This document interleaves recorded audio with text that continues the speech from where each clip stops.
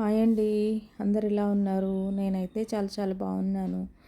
ఈరోజు వచ్చేసి ఒక ముఖ్యమైన విశేషం ఉందండి. అది మేము ఒక ఎలక్ట్రిక్ బైక్ పర్చేజ్ చేసామండి. దాని పేరు రివర్ అండి. ఇది బాగుంది పెర్ఫార్మెన్స్ అని చెప్పేసి చెప్తున్నారు. ఇదే అండి బైకు.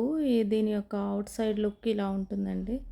దీనికి వచ్చేసి 4 కలర్స్ ఉన్నాయి. మనకి మిగిలిన 3 కలర్స్ అంత కంఫర్టబుల్గా అనిపించలేదు. ఈ బ్లూ బాగుంది అనిపించింది. సో ఇది సెలెక్ట్ చేసుకున్నామండి.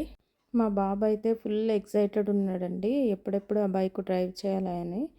ఈ ఫైనల్గా డెలివరీ తీసుకునేటప్పుడు మా హస్బెండ్ ఏమన్నారంటే, నువ్వే తీయి, నీకు వచ్చు కదా బైక్ డ్రైవింగు, సో ఈ బైక్ నువ్వే ఫస్ట్ స్టార్ట్ చెయ్యి అని చెప్పేసి చెప్పారు.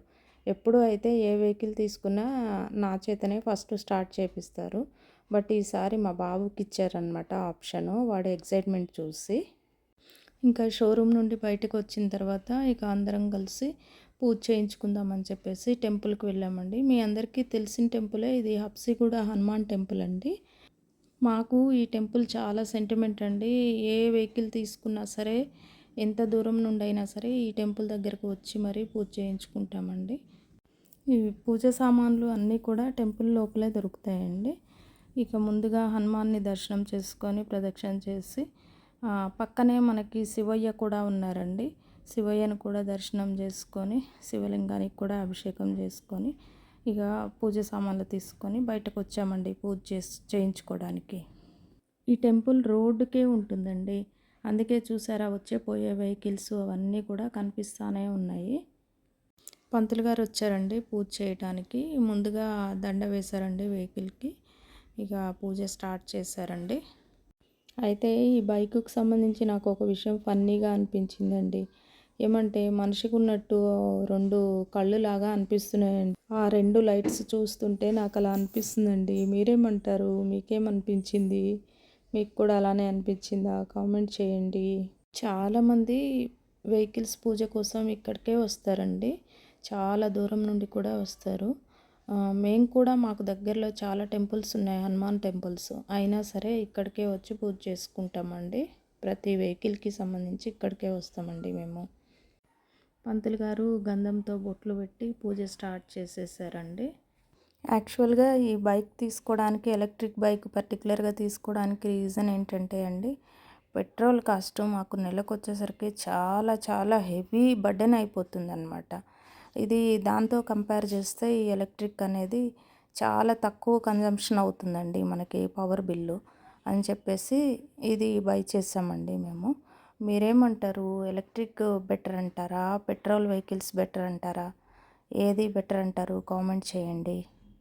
అలానే ఇది పొల్యూషన్ ఉండదు, ప్లస్ నాయిస్ కూడా ఉండదండి, నాయిస్ లెస్ అండి. ఇదేం ప్రమోషనల్ వీడియో కాదండి. 100% నేను బైక్ తీసుకొని దానికి సంబంధించి నేను వీడియో చేస్తున్నాను అంతే అండి. ఇది ఎటువంటి ప్రమోషనల్ వీడియో కాదు.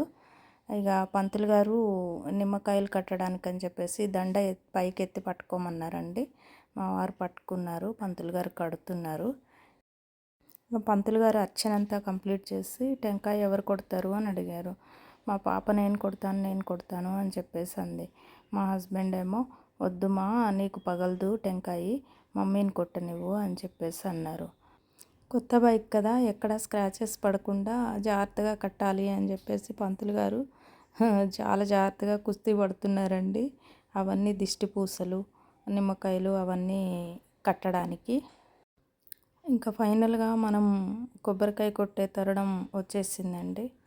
కొబ్బరికాయ తీసుకొని 3 సార్లు తిప్పి కొట్టమన్నారండి. అలాగే కొట్టి బైక్ ముందు పెట్టేశానండి.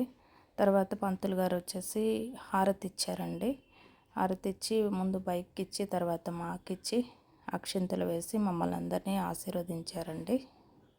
పంతులు గారికి దక్షిణ తాంబూలం ఇచ్చేసామండి. అయితే ఇందులో ఒక ట్విస్ట్ పడిందండి. నేను ఒక అమౌంట్ ఇమ్మంటే మా బాబు ఈ కొత్త బైక్ కొన్న ఎక్సైట్మెంట్లో ఆయన డబుల్ అమౌంట్ ఇచ్చేసాడండి. పంతులు గారు అయితే ఫుల్ ఫిదా అయిపోయి చాలా చాలా ఖుషి అయ్యారండి. అదండి ఈరోజు మన న్యూ ఎలక్ట్రిక్ బైక్కి సంబంధించిన వీడియో. ఈ వీడియో కానీ మీకు నచ్చినట్లయితే బ్లెస్ చేసి సబ్స్క్రైబ్ చేయండి.